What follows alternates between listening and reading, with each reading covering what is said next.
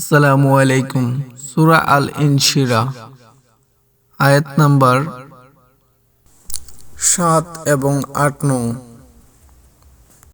এখানে আল্লাহ রাব্বুল আলামিন মহানবী সাল্লাল্লাহু আলাইহি ওয়াসাল্লামকে উদ্দেশ্য করে দুটি কথা বলেছিলেন।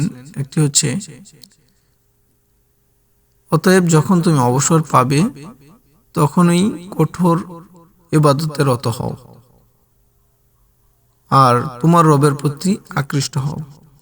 এই কথার দ্বারা আল্লাহ আমাদেরকে শিক্ষা দিচ্ছেন যে আমরা যখনই অবসর পাই তখন যেন আমাদের রবের ইবাদত বেশি বেশি করি এবং রবের প্রতি আকৃষ্ট বেশি হই। কিন্তু বাস্তব জীবনে আমরা উল্টা করি।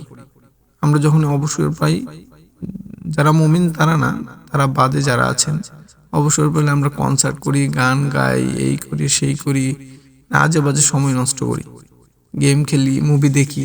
কিন্তু আল্লাহ রাব্বুল আলামিন কোরআন মাজিদে বলছেন কি, যে তুমি যখন অবসর পাবে তখনই কঠোর ইবাদতে রত হও আর তোমার রবের প্রতি আকৃষ্ট হও।